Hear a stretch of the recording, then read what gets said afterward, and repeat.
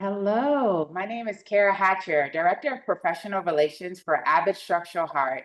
Tonight, we are so excited to host the second module of the Structural Heart Coordinator webinar series. Please note that we encourage you to actively communicate with the faculty throughout the program through the chat feature, which you'll find within the Zoom portal. Additionally, there will be a program survey at the end of the program, and we encourage you to please take a moment to complete the survey because it helps us to ensure that we keep bringing strong programming like what you're going to get tonight. The focus for tonight's program is managing your Amulet LAAO program, a heart team perspective. We are so lucky for our faculty. We have Dr. Agarwal, who is the director of the Structural Heart Program and director of the Interventional Cardiology and Cardiac Cath Labs at Creighton University Medical Center in Omaha, Nebraska. He received his cardiology and interventional cardiology training at the esteemed Mount Sinai Hospital in New York. Dr. Agarwal's professional journey spans over 2 decades, marked by significant leadership roles and contributions to clinical research. He has served as a national advisor to the Structural Heart Governing Council and as a national co-director of the Structural Heart Clinical Council at Common Spirit Health, the largest nonprofit health system in the U.S. He has participated as principal investigator or sub-investigator in more than 60 clinical trials and has numerous peer-reviewed publications on TAVR outcomes, LAAO, and coronary interventional strategies, providing valuable insights to the field. Throughout his career, he has founded and directed several cutting-edge clinical technology programs, including the establishment of valve clinics, TAVR, TEER, LAAO, CTO, CHIP programs, and the PFO Heart Brain Clinic. He has led the creation and development of clinical workflows that have significantly grown programs while improving patient outcomes, program efficiencies, and service line revenue. We are also very lucky to have Lisa, who works right alongside Dr. Agarwal. And Lisa is a dedicated RN coordinator with the Structural Heart Program at CHI Heart Health and Vascular Institute in Omaha, Nebraska. She earned her nursing degree from the esteemed College of St. Mary's in Omaha in 1991. With over 30 years of specialized experience in cardiology at CHI Health, Lisa has honed her experience across multiple areas, including the cardiac ICU, and has successfully managed the interventional cardiology, interventional radiology, and electrophysiology departments. Since joining the Structural Heart Program in 2018, Lisa has played a pivotal role in its growth and advancement, demonstrating her commitment to innovative heart care and patient outcomes in this dynamic field. So it is my absolute pleasure to turn this program to Dr. Agarwal. We are so excited to hear and learn from you both tonight. Thank you. Wow. Thank you, Kara. That was excellent. I didn't know that I had so many degrees and stuff. Uh, I would like to welcome all of you and especially thank Abbott for hosting this program and putting everything together. We will talk about the LAO. I will start off with the science behind the LAO closure. How does LAO help patients with AFib? And then I will turn over to Lisa, who is basically essentially the backbone of our structural heart LAO program. She is the most important person who does all the therapy awareness, manages the workflow, and from start to the finish, she manages our LAO program, which she will describe the workflow later on. So let's start off with a clinical case, patient DB, who had history of TAVR done in November of 23 with a SAPIEN valve, chronic systolic heart failure and coronary artery disease, with history of essential hypertension. He has a very high CHADS-VAS score because of all these comorbidities and high blood score. He has history of easy bruising due to his thin skin and GI bleed requiring transfusion. and was referred to us for LAAO closure. So what exactly is AFib? Why does it causes such increased mortality and morbidity? It's a very common problem. As you can see, in 2015, 5 million of entire US population had AFib, and the number is estimated to grow to more than twice, more than double by 2015. Almost 20 million of the entire US population might end up having AFib. What's the most important problem or morbidity or mortality with AFib? That is stroke. AFib imposes 5 times greater risk of stroke. There is higher risk of stroke for older patients, and patients who have had prior stroke are more likely to get the second stroke. In fact, 15 to 20% of all strokes are related to AFib. The strokes from AFib are bad because they are larger stroke, they cause more disability and higher mortality. So what exactly is left atrial appendage? This is a little tiny organ in the side of the heart. It's a vestigial organ, just like an appendix. During atrial fibrillation, this little organ, which has a lot of nooks and crannies, tiny blood clots can form because of stagnation of blood. And that, with circulation, can go from the left atrium into the left ventricle through the aorta into the brain, causing a stroke. That's why patients who have AFib need some kind of anticoagulation, some kind of strategy for stroke prevention. As you know, the most popular drug and most drug which has been down for ages was warfarin. So problem with warfarin is you have to be in therapeutic range between most likely 2 to 3. And almost 44% of patients are above the range, thus having bleeding events. And a large number of patients do not even reach that range, 48%. So as you can see, very small percentage of patients are in the right range. They're exposed to having bleeding problem or ischemic problem if they're not in the right range. How about the OAC, which is oral anticoagulation? Adherence to anticoagulation remains a challenge. Even in this day and age, this is a recent data from NCDR Pinnacle Registry, patients who are exposed to high risk of stroke as based on their CHA2DS2-VASc score, as you can see on this table on the left, as your CHA2DS2-VASc score increases, as you know, the risk of stroke goes up. But even in this population, high-risk population, CHA2DS2-VASc of 7, 8, or 9, almost half of the patients do not get treated properly. There's a large number of patients who do not get anything, and large number of them are managed with aspirin. So this is a large population, large high-risk population, which does not get treated appropriately. In fact, 30% of the patients who take DOACs or the NOACs stop taking them after 2 years because of a variety of reasons. It might be too expensive, it has side effects, or it can cause problems. 50% of patients who take a VKA like warfarin or Coumadin discontinue treatment at 2 years. So first of all, not every patient gets prescribed OAC, and those who get prescribed OAC, 30 to 50% of them stop taking it 2 years.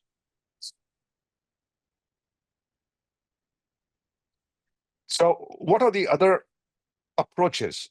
Because as we know that patients do not get treated appropriately, and if they get treated, they stop taking the medication. These are the following approaches to prevent stroke by attacking the left atrial appendage, either by an epicardial approach, where this lasso-like device, you go do a dry pericardial tap and this suture the device from outside. This is a very complex, complicated procedure, which is no longer done. Very few centers do it in patients who have no other options. Then the traditional surgical approach, where you can either suture from inside, outside, or you can put an AtriClip, which is most common nowadays, but that requires thoracotomy, is very invasive procedure.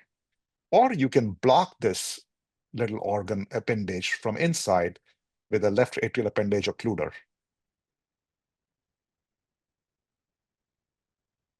This is a very important slide. If this is one slide, I really want the coordinators to take a look, because most of the referrals, most of us think that appendage closure or LA is only for patients who have bleeding. Yes, that is how the indication came about, but there's a large number of patient population who can benefit from left atrial appendage closure.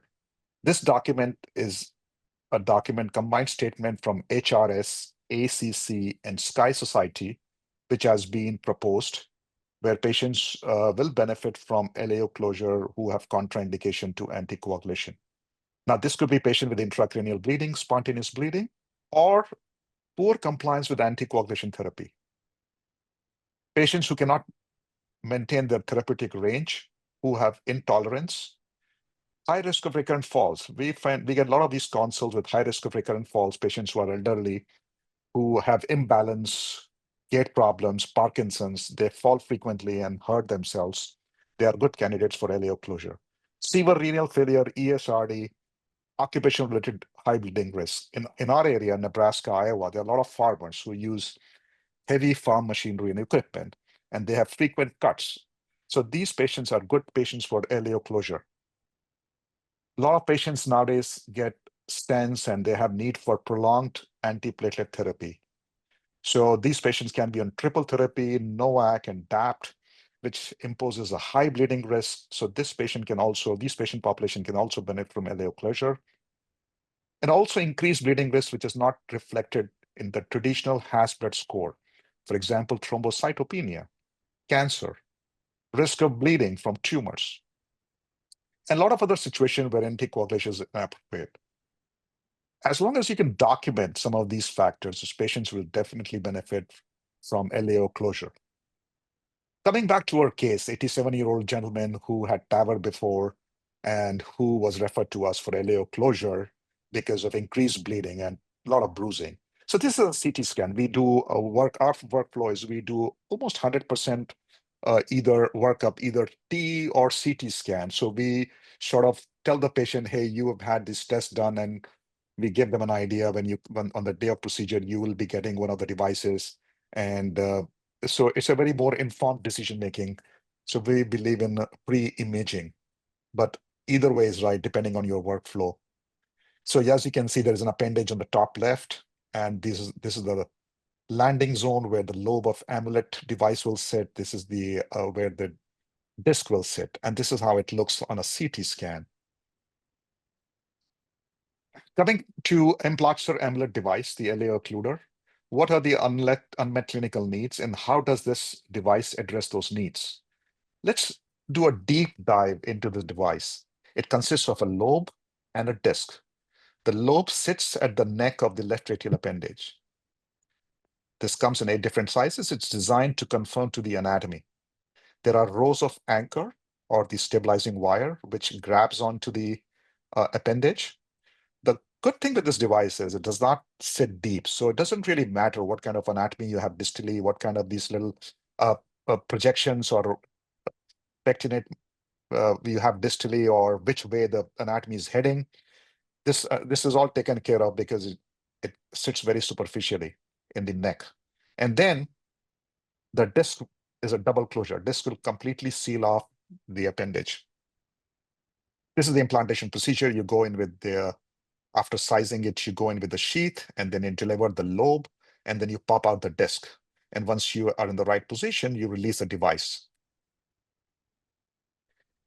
Device leaks are very common, as you might have heard with the Watchman device. And the problem is in the nature of the device, because it's a single device which shaped like an umbrella. And sometimes this can shift later on. There can be a leak, which is called peri-device leak, or PDL, as you can see on the bottom. So minor PDL less than 3 millimeter does not cause much problem. But anything more than 3 is a problem. Anything more than 5 should be closed with an endovascular coils or plugs. So once the device leaks more than 3 millimeter, studies have shown it causes more stroke in the long run. There are different anatomy types, as you might know, referred to as chicken wing, broccoli, name of different food items. But there are some difficult anatomies which it's very difficult to close with Watchman. So these anatomies lead to failure or aborted Watchman flex procedures. These are anatomies which can be handled very easily by Amplatzer, which could be insufficient depth, bilobed Vailton anatomy, or chicken wing. All these anatomies, by the nature of a device, which is a lobe which is superficially in the neck, we can close all this very easily with Amulet. So this dual seal technology, like we discussed, can close easily. This is an inverted chicken wing, this is what we call a sandwich technique, where the lobe is sitting inside the wing and the disc closes it off completely. And then this patient has a tiny little lobe, which will be very difficult to close with the Watchman device. But here you can put your amulet in one big lobe, and the disc will cover the whole appendage. Same thing with this cauliflower anatomy with the multiple tiny lobes. You don't have to worry about the distal part. Just put your amulet device here, and you're done. As you can see, it comes in multiple different sizes, 8 different sizes compared to 6 sizes of Watchman. So you can basically close almost everything with amulet device. And Watchman has 2 times more moderate PDLs, which is a peri-device leak, which I showed you in my earlier slides, and 6 times more severe PDLs as amulet. So as we discussed before, PDLs are bad. They causes more ischemic events, more stroke in the future. Hence, we want a device like an amulet, which causes less PDL. It causes better and complete closure at 45 days TE. As you can see, 86% versus 72.5%. And this is a slide which tells you that peri-device leak, which is common with Watchman, causes more problem later on. Leaks were associated with 66% increase in the risk of negative clinical outcomes, which can be ischemic stroke, systemic embolism, or cardiovascular death. So as you can see, amulet devices cause less leak compared to Watchman, which causes less problems later on.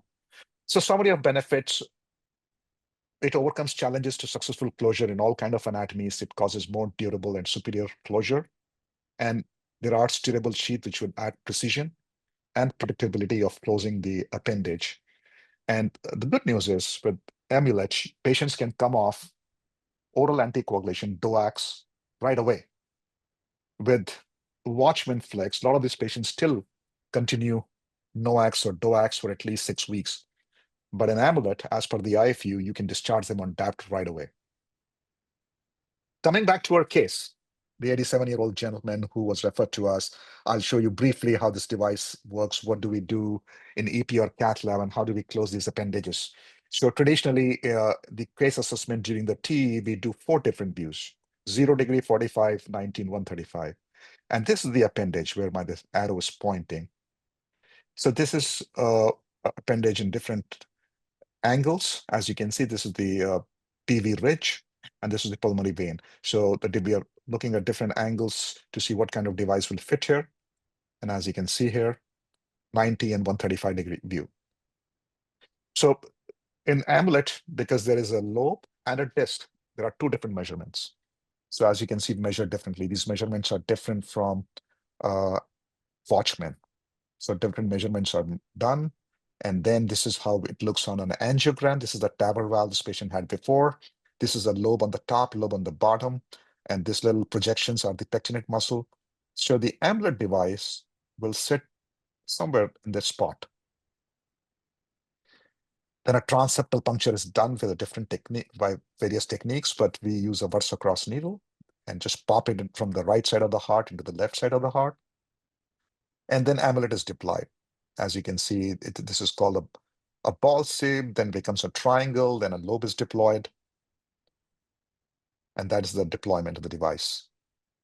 And as you can see here, this little thing is the disc. And there's a tension test, what we call a football test, which is like American football. And then once we know that device was going to sit in position, it is completely sealed. And as you can see at the end, there's a color assessment. There is no color leak going into the appendage. It's completely sealed off. This is a 3D picture of the device. And then post-release. This is how it looks on angiogram, a picture on the right side. There is no dye leaking inside the appendage. So in a nutshell, that's how amulet procedure is done. So this patient had successful procedure. It takes about half an hour to an hour. And most patients in our center, unless they are from really far away out of town, they go home in 3 to 4 hours. Coming to some science behind amulet. So this was a 5-year result. I will not go into very great detail, but hit on the salient features. The 5-year results from the Amplatzer Amulet trial, which gave its FDA approval. About 1,800 patients were randomized in US and outside US to the device available in those days, which was the Watchman 2.5 device. And the endpoints were at 45 days, 12 months, and 18 months, 1-to-1 randomization. So Amulet met all the three endpoints. It caused closure, which is device leak less than 5 millimeter at 45 days. It was safe at 12 months and very effective at 18 months. Non-inferior to the secondary composite endpoints. And in 45 days, in fact, it achieved a superior closure over Watchman device. As you can see, the secondary endpoint occurred in 50 patients as opposed to 67 patients at 18 months.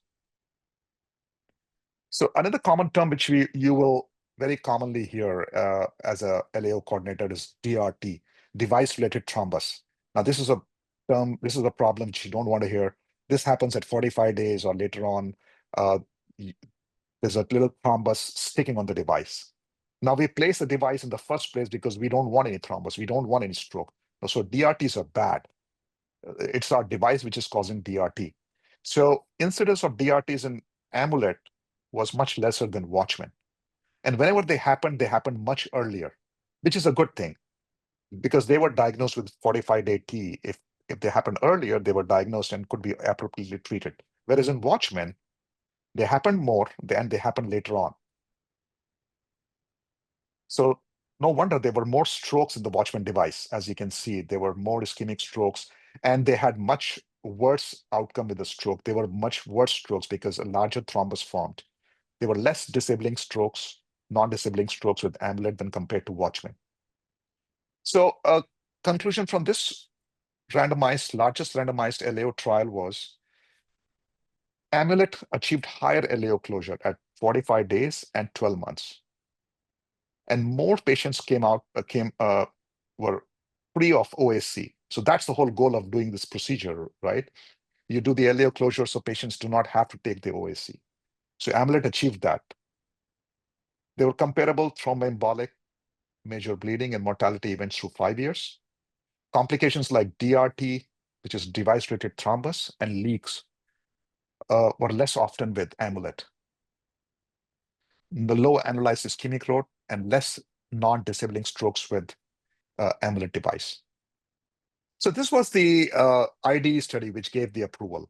Now that was a very closely done trial, as you know. Now, what was the real world evidence once the device was approved? So this was, I'll briefly touch on the Emerge LA post-approval study. Now the device was approved. This is all comers, everybody who did Amulet, and the data was abstracted from the LAAO registry. As you know, all these patients go into a registry, NCDR LAO registry. So this study was done with Amulet implants, which were done between August 2021 and December 31st, 2022, and the outcomes were followed to 1 year. And what this showed in real world, not in a trial setting, in all comers, all kind of operators who were early in their learning curve, operators who were more experienced, the implant success was pretty high in 5,600 patients, 96%. And 97% of them had 0 millimeter peri-device leak.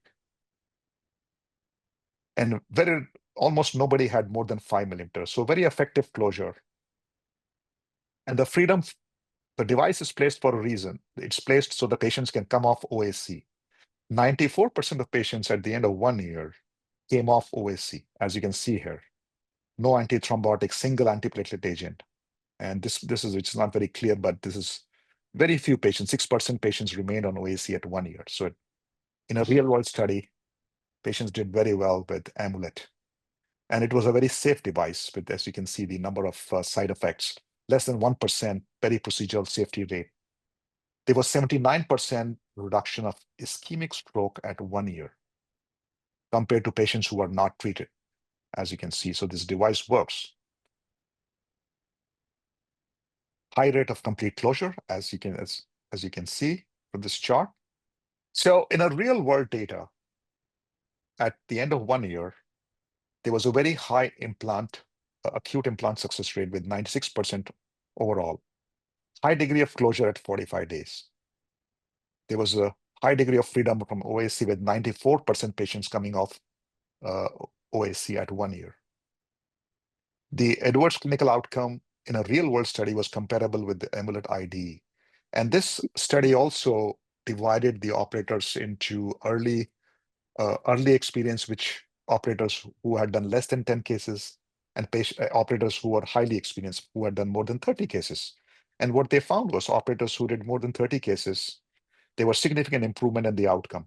Lower rate of pericardial effusion, only 1.5% and 0.5% cardiovascular death. Now, the last study, which I will show, is very interesting. Prior failed LAAO attempt. Now, these patients all underwent attempt with the Watchman device, either Watchman 2.5 or Watchman Flex device. And then in this failed aborted patients or patients who could not get the device, a second attempt was made with an amulet. So the purpose of this study from the cohort, in the real world cohort, was to see what was the success rate of these patients. So there were 244 patients in the emerge study who had failed Watchman, in whom amulet was attempted. And 88% implant success was achieved in these patients who had already failed Watchman. And there was more than 90% clinically relevant closure in this population, and 99% closure rate at 45 days.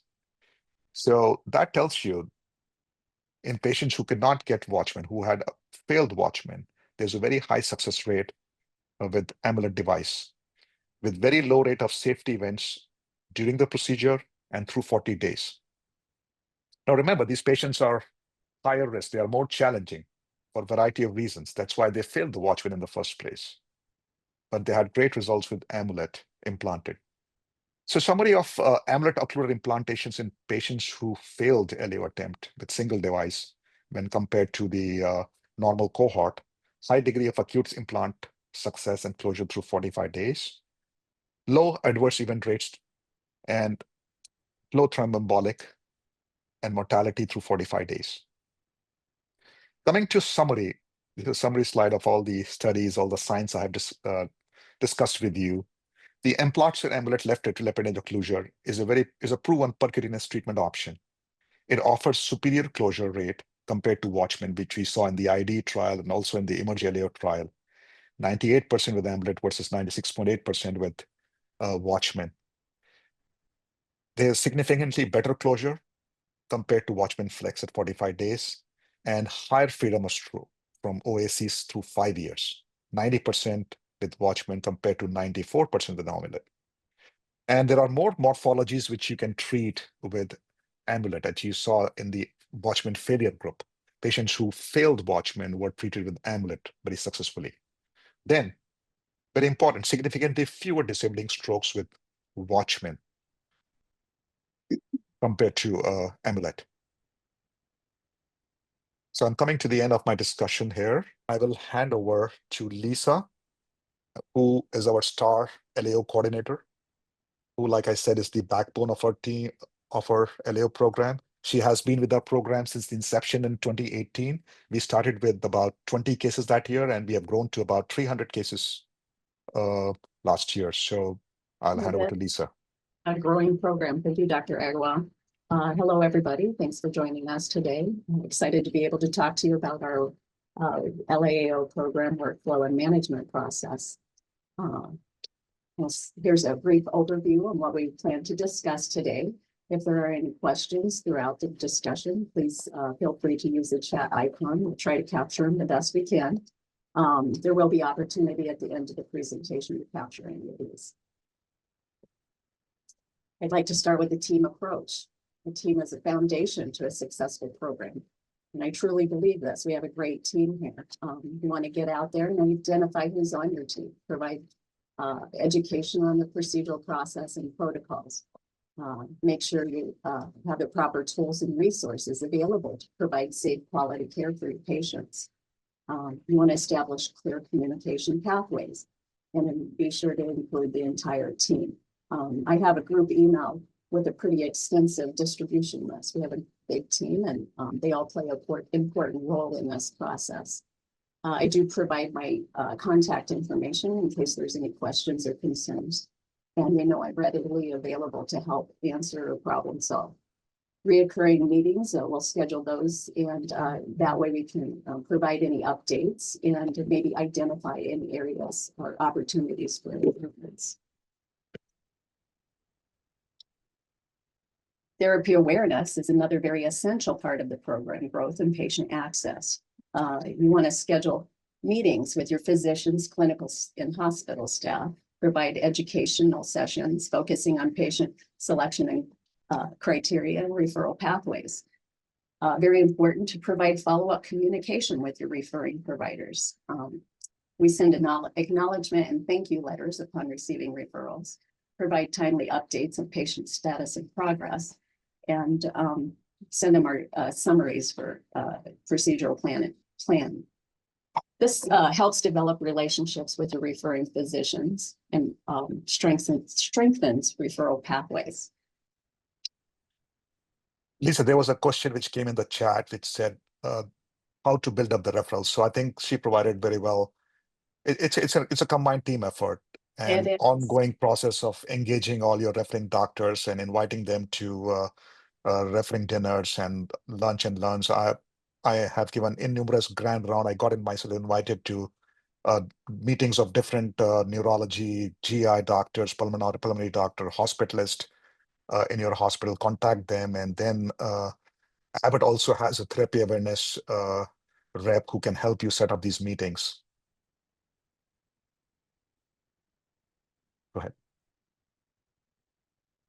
Another important thing is how can your clinic be reached? Get your contact information out there. There's lots of ways you can do this. We have a structural heart inbox. We've educated our doctors. This is probably the best way to send referrals, and that's with our internal doctors. You have external doctors. You want to get the information out too.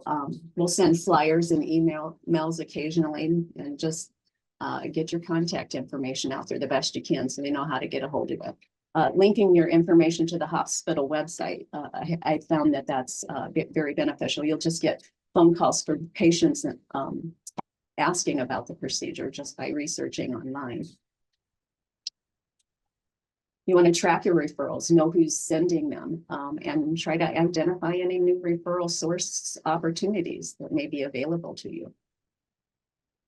Tracking your patient information is very important too. As soon as I get a new referral, I immediately put it on my spreadsheet so I don't lose it to follow up, and I can follow up with assessments and scheduling consultations in a timely manner. I do share my spreadsheets with our team members too for tracking and data collection.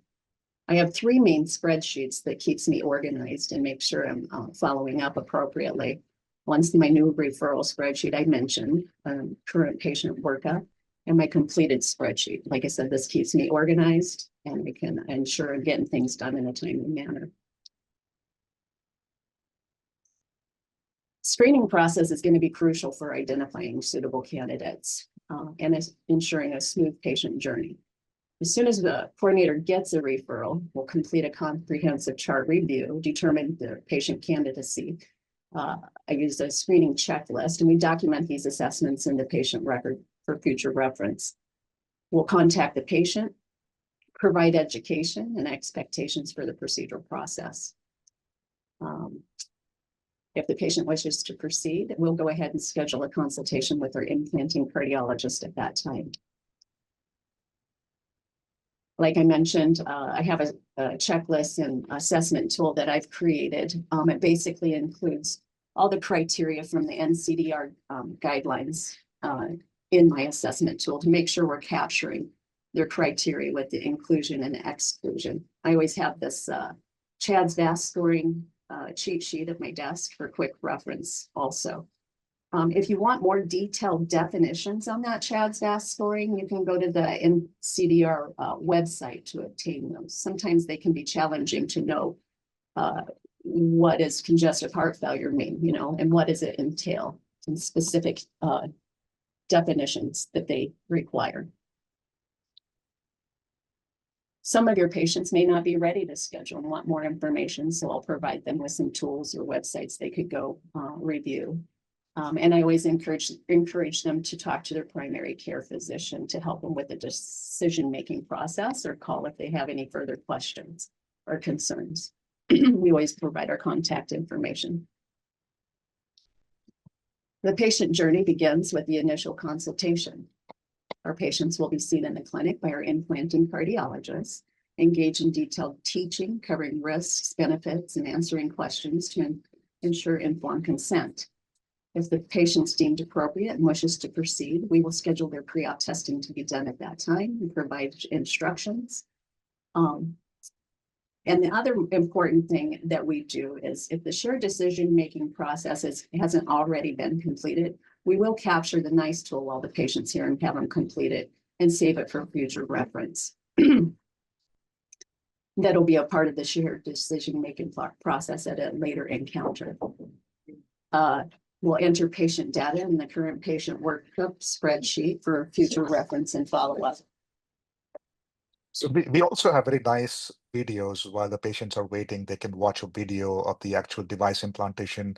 We have models of the heart, we have posters in our clinic, and we have the actual Amulet device which the patient can feel and touch. And so it's very helpful for the patient and their family to understand. And we give them all this as a folder at the end so they can review at home with our telephone number, which is going to mention now. Yeah, yes, Dr. Agrawal, as you stated, patient education is vital for informed consent. Visual aid, all of our exam rooms have these visual aids supplied, helps the doctor with their teaching process. The patients do report that they really appreciate it and helps them understand what's going on. And as you mentioned, I'll provide them a patient packet to send home with them for future reference. It's got my contact information, patient procedure guide, and device manufacturer information. The shared decision-making process is critical to the process to determining patient eligibility for the left atrial appendage occlusion procedure. They are with the Centers for Medicare and Medicaid Services. They are tracking this closely. They require a documented evidence of formal interaction between the patient and independent non-interventional physician using an oral anticoagulation evidence-based decision tool. We use the NICE tool. There are other options available on the CMS website, but like I say, this is the tool we use. Sometimes the shared decision-making process can be very challenging to obtain. We have 3 ways we try to capture this encounter. We've educated our doctors, provided dot phrases that will capture the documented verbiage that's required. And first option is our referring physician will complete this encounter before the patient sees us, or the non-implanting cardiologist will perform this process during the TEE encounter and document in the patient chart.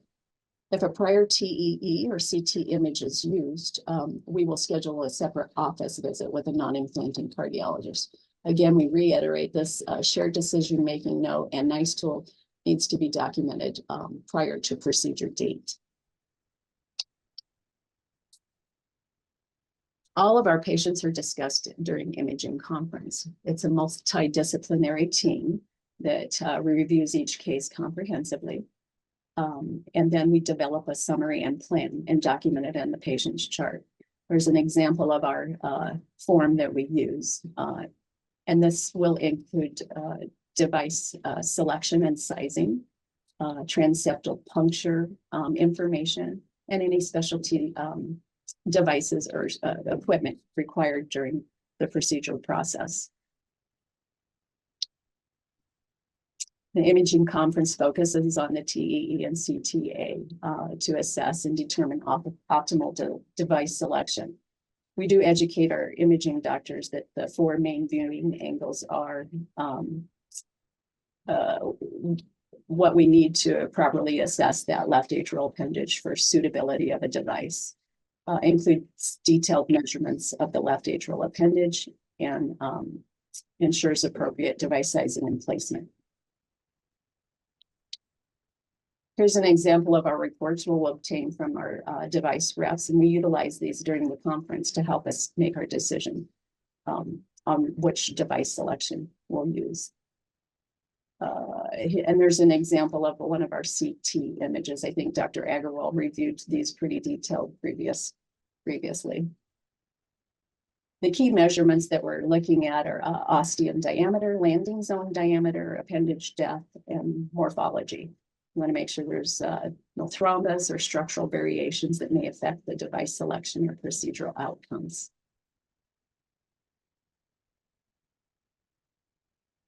If the patient's deemed appropriate candidate, we'll go ahead and visit with our scheduling scheduler and look for available dates and times and plan for the procedure. Call the patient, schedule, and we'll review pre-op instructions, including fasting and medication guidelines. We'll notify our prior auth team, and order sets will be completed by our APPs. And all of our patients are seen in pre-anesthesia or pre-op clinic. And this will update any lab work or capture any issues that might come up before procedure day. I do send a group email, including the entire team, with the procedural plan, and this will help them properly prepare for procedures. When I visit with the patients, I do make sure that they're aware of expectations along the way. Pre-op, patients will discontinue certain medications. They'll require fasting. We'll review arrival times and make sure they have transportation set up.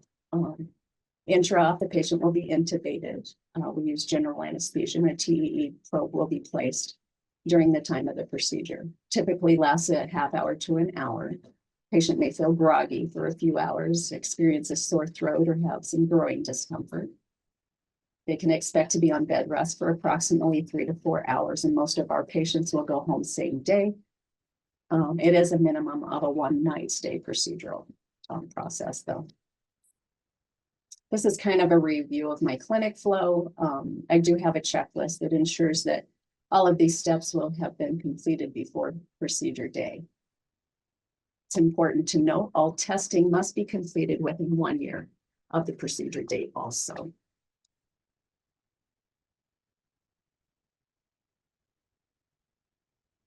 On procedure day, our patients will arrive 2 hours prior.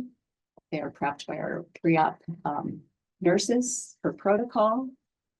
Procedures are performed in the EP cath lab. They will go to recovery for a few hours afterwards. We emphasize growing management, and all of our patients will be inpatient DRG.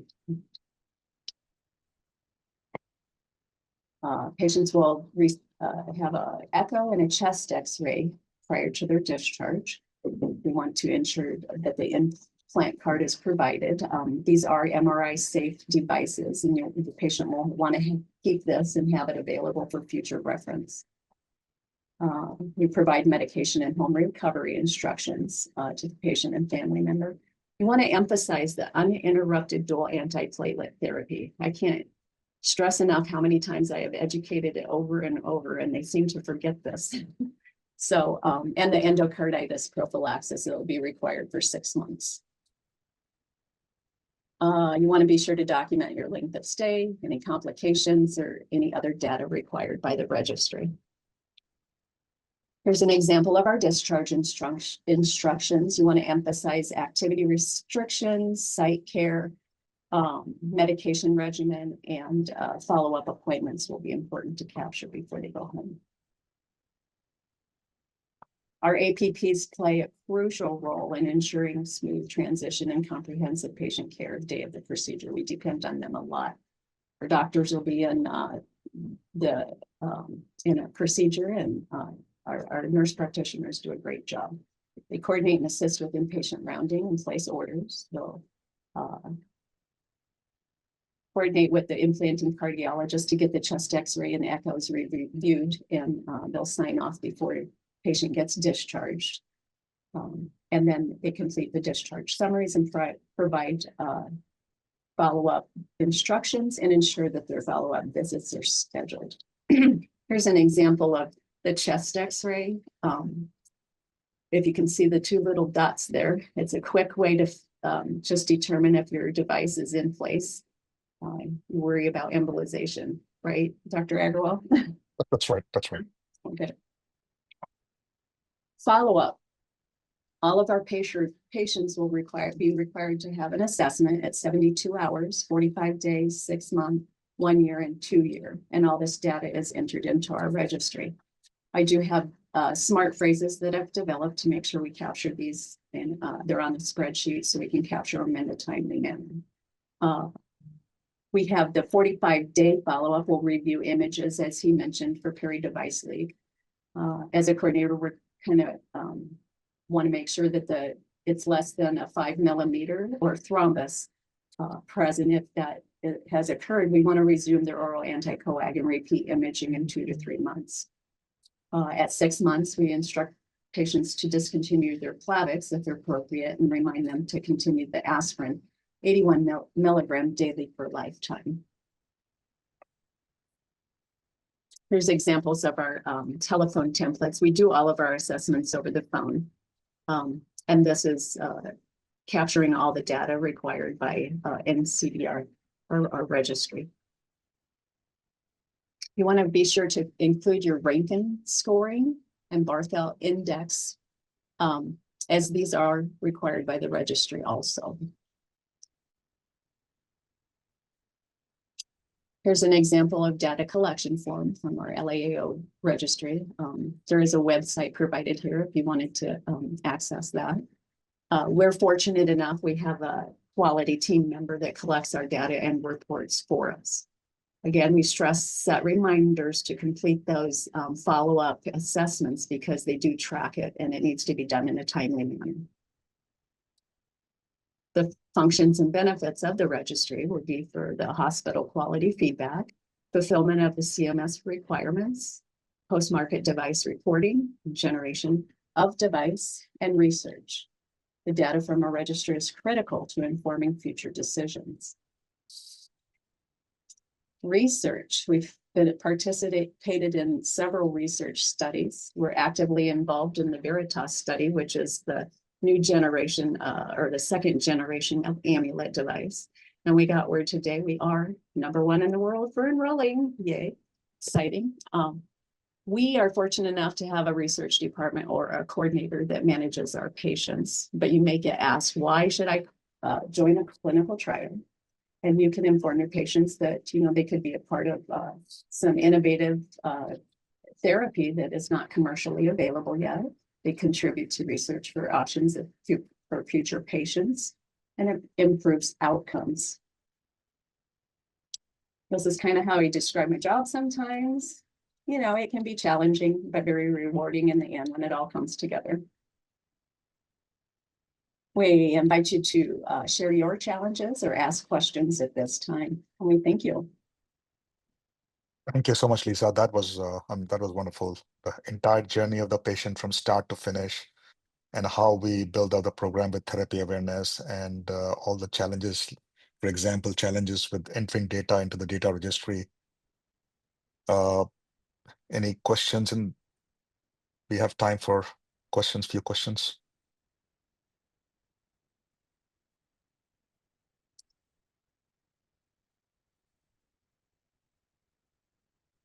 If there are no questions, I'll ask Lisa. Lisa, what's the most challenging thing you do in this entire journey? You know, our providers in the beginning, you know, it took a while to get them on board, you know, to get them to refer and trust that we were going to take good care of their patients. And once they started referring and we had the outcomes that we've shown them, and patients are very satisfied, the referrals, you know, really go crazy after a while. Now I can barely keep up. Just This is a good problem to have. Get the word out there, you know, visit with your providers, follow up. I think that's a big one, you know, provide them with updates. That was huge, getting them to trust that you are doing a good job for their patients. And your screening process is also pretty amazing, because what you do is you kind of triage the patient. The right kind of patients reach to our clinic. As an implanter, we do not want to see the patient who are not ready yet. So you do a great job in your triaging. So you want to talk a little bit about that? Yeah. So like I showed you, the NCDR guidelines or criteria, it's pretty specific. If you go through the checklist and make sure they meet that criteria and they have a good indication, CHA2DS2-VASc score of at least 3, and they don't have any contraindications, I'll bring them in,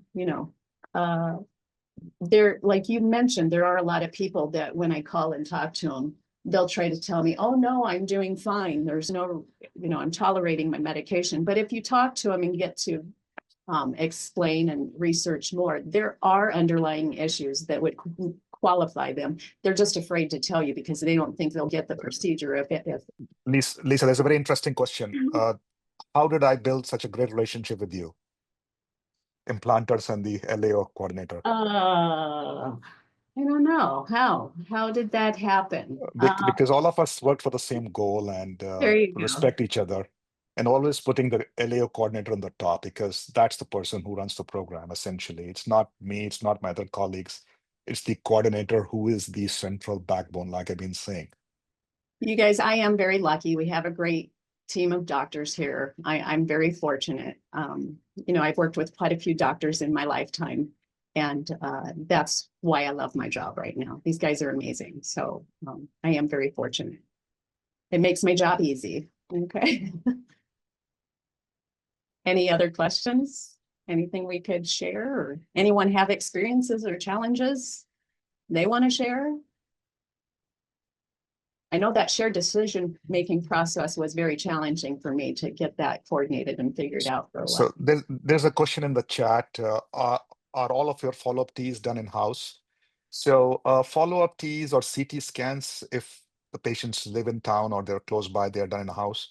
But if they're referred from a different group of doctors outside town, we will let them do their own Ts. Mm-hmm. It looks like there's something. Are there more in here? Look. I'm not very good at this. Question and answer. I think we are coming at the end of the hour to be respectful of everybody's time. If there are no more questions, we will come to the end. Thank you all guys for staying with us and listening to Lisa talk about the building of the program and how to run the program.